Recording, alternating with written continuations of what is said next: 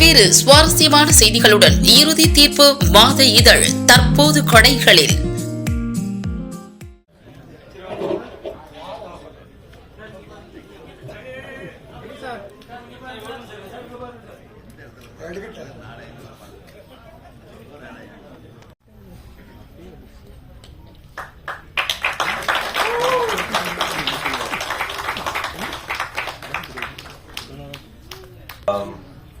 மேடையில் அமர்ந்திருக்கும் பெரியோர்கள் மற்றும் இந்த படத்தில் நடித்த ஆக்டர்ஸ், பத்திரிகை நண்பர்கள் அனைவருக்கும் வணக்கம். இது ஒரு நல்ல கான்செப்டா இருந்தது. ஒரு குரலை வச்சு அவங்களோட ஜேர்னியை வந்துட்டு ஒரு டோக்கன் ஆஃப் அப்ரிசியேஷன் அப்படிங்கிற ஒரு விஷயத்துல பண்ணது வந்துட்டு நல்ல இன்ட்ரெஸ்டிங்கான கான்செப்டா இருந்தது. ரொம்ப தேங்க்யூ சார்.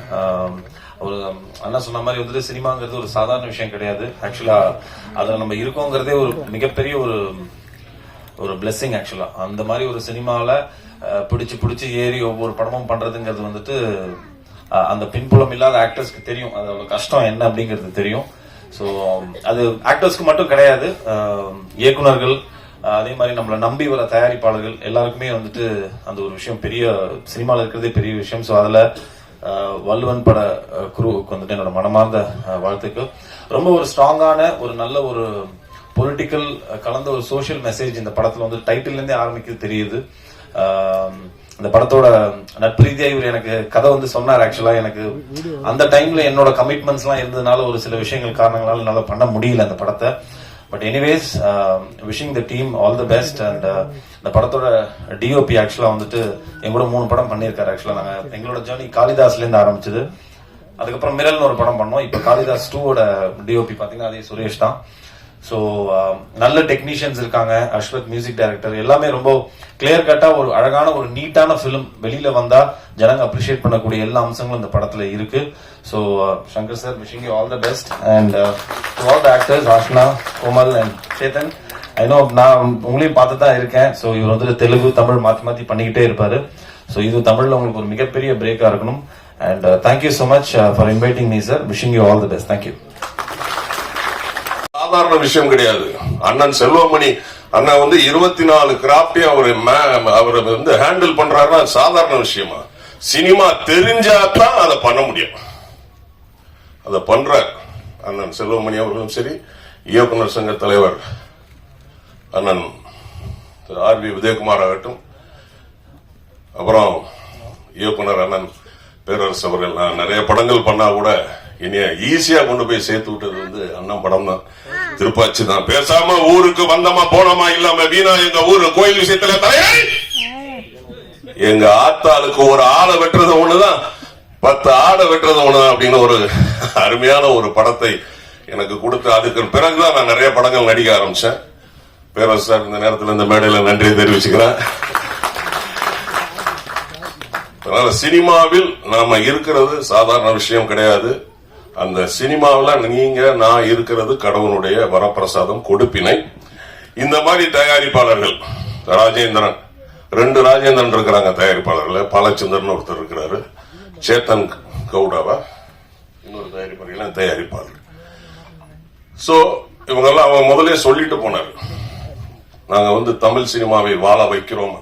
ஏன்னா அவங்க அந்த உச்சரிப்பு கொஞ்சம் வார்த்தைகள் மாறினோம்னா அந்த மேடையில் அது வந்து ஒரு நகைப்பாகி போச்சு. பட் அவங்க உள்ளார்ந்த அந்த மனசுக்குள்ள என்ன வச்சிருக்காங்க அப்படிங்கிறது அதுக்கப்புறம் வந்து தெளிவா ஆர்.வி. உதயகுமார் அதை பேசினாங்க.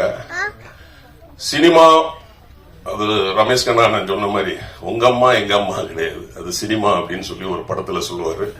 இந்த சினிமாவில் நாம இருக்கிறோம். இந்த சினிமாவில நம்மளுடைய சங்கர் சார், இயக்குனர் அவர்கள் மீண்டும் மீண்டும் நீங்க படம் கொடுக்கணும். அதே போல தயாரிப்பாளர்களும் நீங்களும் மீண்டும் மீண்டும் இந்த படங்கள் எடுக்கணும். ஏன்னா நம்ம ஜெயிக்கிறதுக்கு உண்டான வழி. ஏன்னா அவர் என்ன இப்போ இயக்குனர்கள்லாம் நம்ம பாக்குறோம், நம்ம இயக்குனர்கள் புதுசா வந்த இயக்குனர்கள்லாம் பாக்குறோம். ஒண்ணுமே தெரியாம ஒரு ஷார்ட் பிலிம் எடுத்துட்டு அதை கொண்டு போய் காட்டிட்டு அப்புறமா வந்து டைரக்டர் ஆகிட்டு அதை ஓப்பனா ஸ்டேட்மெண்டாவே சொல்றாங்க, எனக்கு முதல் படம் எடுக்கும்போது ஒண்ணுமே தெரியாது, நான் ஒரு பஸ் டிரைவர் மாதிரி பின்னாடி இருந்து எல்லாம் பஸ்ஸை தள்ளி விட்டாங்க அப்படின்லாம் வந்து கொடுக்குறாங்க. ஏன்னா இப்ப கல்ச்சரையே மாத்துறாங்க, சினிமா கல்ச்சரையே மாத்துறாங்க. அந்த 7 நாட்கள்னு ஒரு படத்துல பாக்யராஜ் சார் லவ் பண்ற அந்த அம்பிகா மேடத்தை ராஜேஷ் அவர் டாக்டர் கல்யாணம் கட்டிக்குவாரு. கிளைமாக்ஸ்ல ஒரு டயலாக் சொல்லுவார் அவரு, என் காதலி உன் மனைவி ஆகலாம், உன் மனைவி என் காதலி ஆக முடியாது. ஆனா இப்ப கல்ச்சர் எப்படி இருக்கு சினிமா? இப்ப வந்து லேட்டஸ்டா ஒரு படம் பார்த்தோம். ஆனா அதைத்தான் ரசிக்கிறாங்க. கல்ச்சரை மாத்துறாங்க. தயவு செய்து நம்மளுடைய கல்ச்சரை மாத்தாதீங்க. ஏன்னா நமக்குன்னு சினிமாவுக்குன்னு, தமிழ் சினிமாவுக்குன்னு ஒரு வெயிட் இருக்கு. அதனாலதான் இப்ப வந்து படங்கள்லாம் காந்தாரா மாதிரி வேற மாதிரி லெவல்ல ஓடிக்கிட்டு இருக்கு. தமிழ் சினிமா ஏன் அப்படி பாதிப்பு ஆகுது அப்படின்னா இந்த மாதிரி கதைகள், இந்த மாதிரி கலாச்சார சீரழிவு தான். தயவு செய்து தயாரிப்பாளர்கள் நம்மளுடைய கல்ச்சரை பேஸ் பண்ணி படம் எடுக்கணும்னு கேட்டுக்கிறேன். என்னுடைய பேச்சுல நிறைய இருந்தா எடுத்துக்கங்க, குறை இருந்தா மன்னிச்சுங்க. நன்றி, வணக்கம். நாடு புகழ் கம்பன் பிறந்த தமிழ்நாடு. வள்ளுவன் தன்னை உலகனுக்கே தந்து வான்போல் கொண்ட தமிழ்நாடு. வள்ளுவன் தன்னை உலகத்துக்கு தந்து வான்போல் கொண்ட தமிழ்நாடு. அந்த வள்ளுவன் பெயரை அருமை தம்பி சங்கர் சாரதி தன்னுடைய படைப்புக்கு எண்ணமும் இயக்கமும் அவரே. அவர் வைத்த பெயர் வள்ளுவன். வள்ளுவர் அவர் ஒரு உதாரணம் அவர் வேண்டிய கதைக்கு சொன்னார், கொலை பண்றது நியாயம்னு. ஆனா அதே வள்ளுவர் சொன்னார், இன்னா செய்தாரை ஒருத்தல் அவர் நன்னயம் செய்து விடல். இன்னா செய்தாரை, உனக்கு ஒருத்தர் கெடுதல் பண்ணா அவங்களுக்கு திருப்பி நன்மையை பண்ணு. இயேசுபிரான் ஒரு கண்ணத்தில் அடிச்சா இன்னொரு கண்ணத்தை காட்டுனாரு. நம்ம தமிழ்ல அடிய வாங்கினா அமைதியா சீரின்னா. வள்ளுவன் துன்பம் செய்தவனுக்கு நீ இன்பம் செய் என்று சொன்ன வள்ளுவன் பெயரை வைத்து கொலைகார படம் எடுத்திருக்காரு. அந்த வள்ளுவன் கொலை பண்றான்.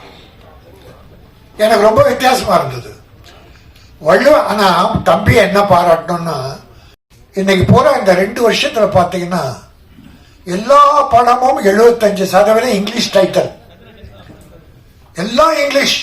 தமிழே காணாம போயிடுச்சு. இது தமிழ்நாடான்ற கேள்வியே வந்துடுச்சு, இங்கிலீஷ்.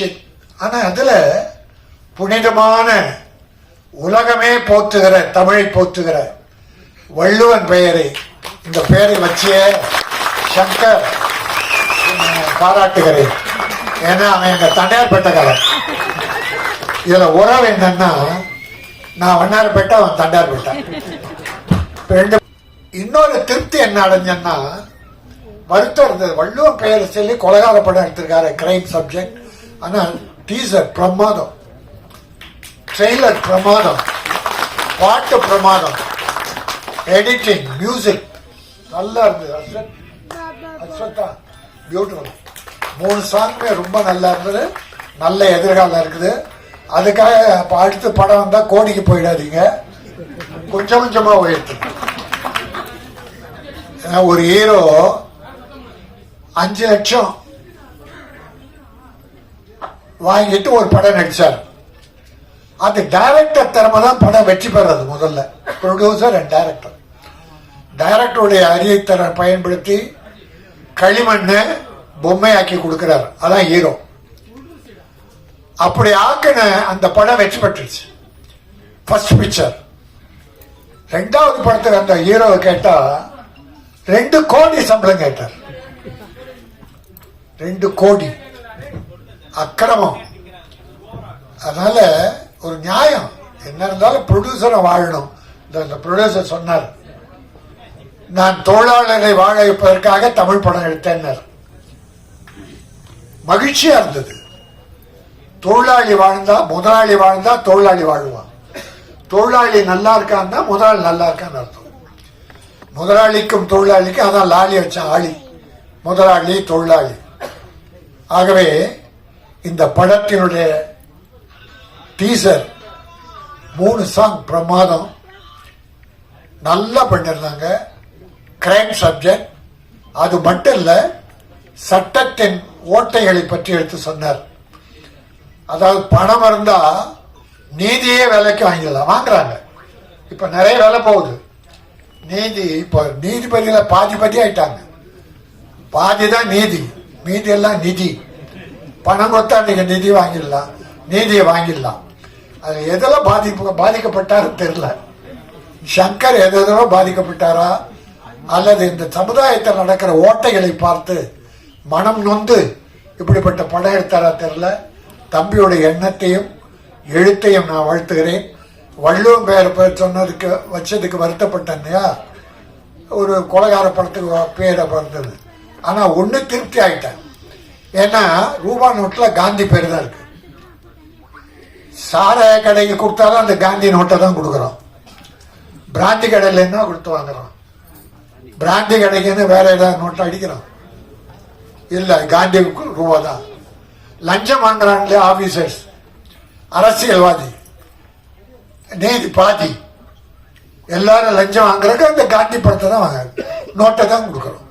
ஆகவே இன்னைக்கு காந்தியே ஊழல்வாதி மாதிரி ஆகிட்டானுங்க, ஊழலுக்கு சொந்தக்காரன் ஆகிட்டானுங்க. இந்த படம் அரங்கு நிறைந்து எல்லாரும் நான் மனம் நிறைந்து வாழ்த்துகிறேன்.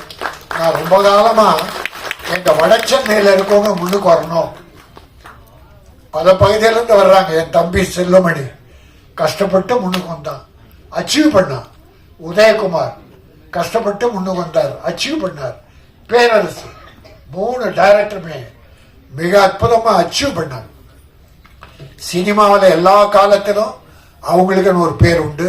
என் தம்பி தேனப்பன் பல வெற்றி படங்களை தயாரித்தவன். ஆக அப்படி இந்த படம் இந்த அரங்க நிறைந்த மக்களை பார்க்கிற போது ஒன்று சங்கருக்கு, இல்லை ஹீரோவுக்கு, தொழில்நுட்ப கலைஞர்களுக்காக வந்த வாழ்த்த வந்திருக்கீங்க. உங்க அத்தனை பேரும் வணங்கி உங்களையும் வாழ்த்தி தமிழ் சினிமா வாழ்க. நான் நடிகர்கள் வாழ்வதற்காக சொல்லல, அவங்க வாழ்ந்துட்டு தான் இருக்காங்க. தொழிலாளர்கள் வீடு வறுமையில் வாழக்கூடாது. தொழிலாளி நல்லா இருக்காங்கன்னா சினிமா நல்லா இருக்கான்னு அர்த்தம். ப்ரொடியூசர் நல்லா இருக்காங்கன்னா சினிமா ஓஹோன்னு இருக்குன்னு அர்த்தம். ஆகவே இந்த பணம் போட்ட தயாரிப்பாளர் இந்த படம் வெற்றியின் மூலமாக பொருளை மூலதனத்தை திரும்ப பெற்று மீண்டும் தமிழ் படம் எடுத்து வெற்றி ப்ரொடியூசராக வளம் வர வேண்டும், தமிழை வாழ வைக்க வேண்டும். இனி இப்படி தமிழ் டைட்டலா வைங்க. நான் தமிழக முதல்வர் தளபதி மு.க. ஸ்டாலின் அவர்களை வேண்டி கேட்டுக் கொள்கிறேன்.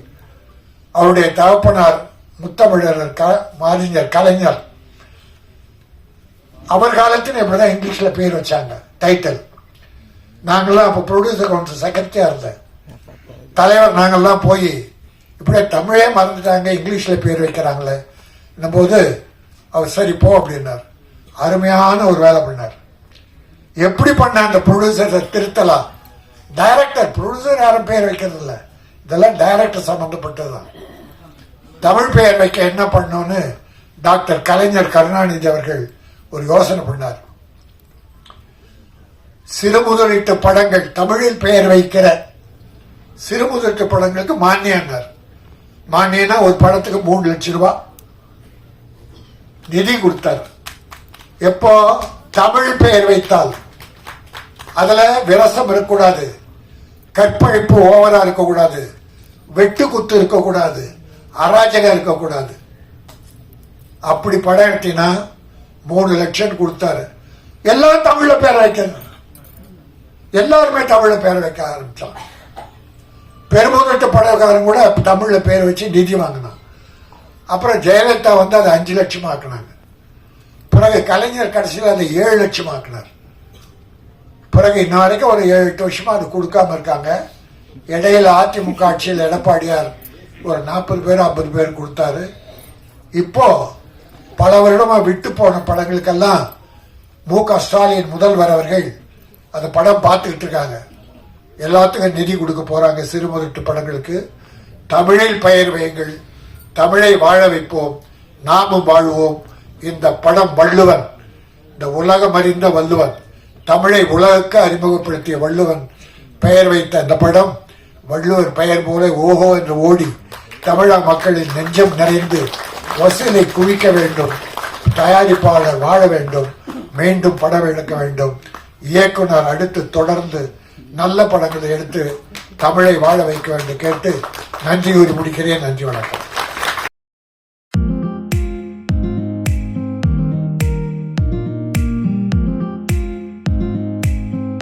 பல்வேறு சுவாரஸ்யமான செய்திகளுடன் இறுதி தீர்ப்பு மாத இதழ் தற்போது கடைகளில்